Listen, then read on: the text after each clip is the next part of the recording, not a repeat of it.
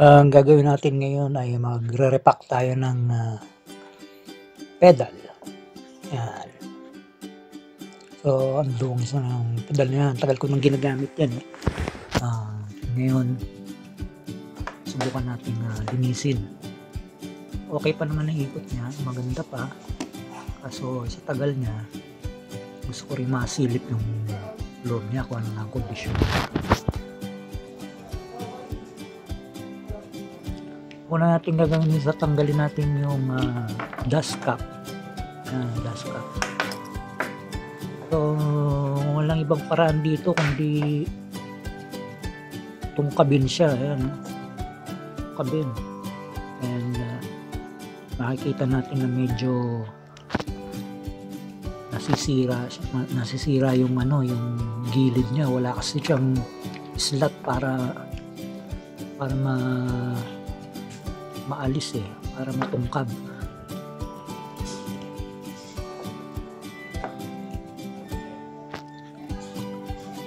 So, kakaroon siya ng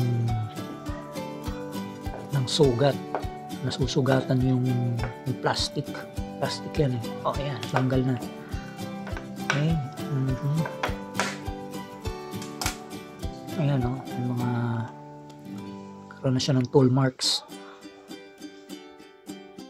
So, wala tayong magagawa dyan. Ganyan talaga yan. Hindi katulad ng ibang may slot para sa screwdriver. So, okay pa naman ang ikot. Medyo ubos na yung grasa niya.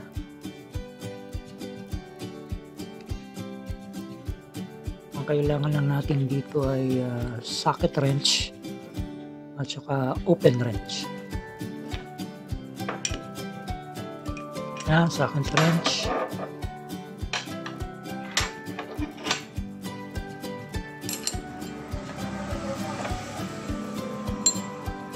Okay, matigas pa. Ayan. Okay. Ayos na. So, tatanggalin natin yung nut na yan. So, diskartehan lang kung paano pagtanggal niyan. Dali lang yan.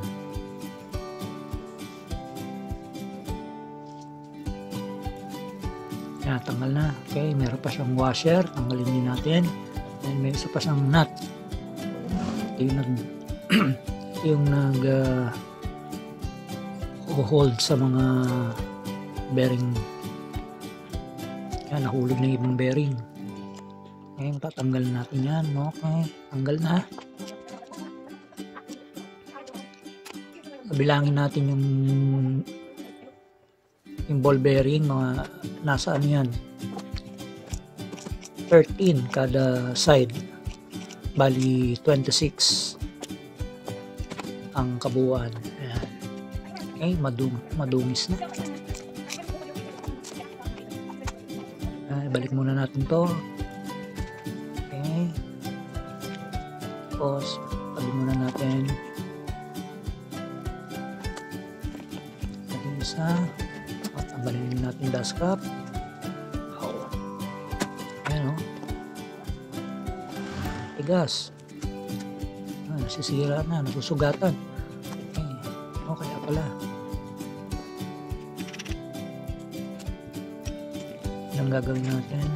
Ganon din ang gagawin natin. Diskarte na lang sa tanggal ng nut. Washer, nut ulit. Tapos, natanggal na yan.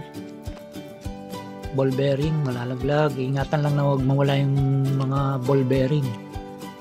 Yan.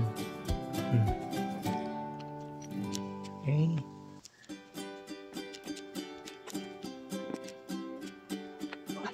Madungis na. Okay, balik ulit natin. Nut. Yan na. Ito, nalinis ko na. Okay.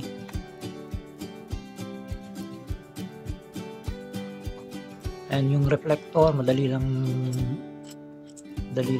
yan i-disassemble. And ball bearing. Ngayon, babalik na natin. Tandaan, may mga orientation na left. Then yung axle left din dapat. Huwag magbabaliktad. Palagyan natin ng grasa. Grasahan muna natin bago natin ilagay yung bearing. So pag grasa, diskartehan na lang kung paano nyo ilalagay yung grasa.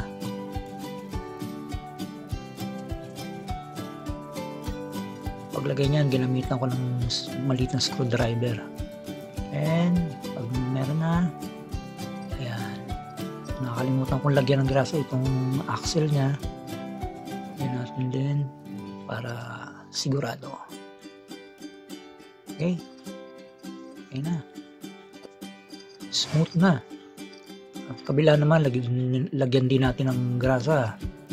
Diskarte na lang ulit kung paano lalagyan ng grasa kasi malalim-lalim yan. Ayan. Okay, pangit na yung tsura, oh. 13 na ball bearing. Then yung nut na mag-hold sa mga bearing, ball bearing. Ayan.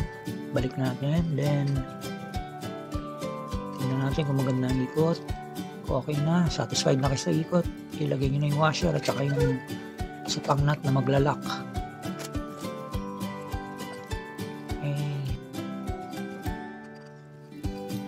Yan, maganda ng ikot. Smooth na. Ang reflector, madali lang ikabit yan.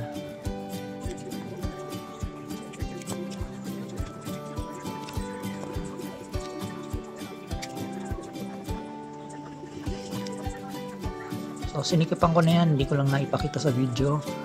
Yan, balik natin yung dust cap. Okay. Smooth na. Okay. Yung isa, hindi ko na ipapakita kung paano ikabit.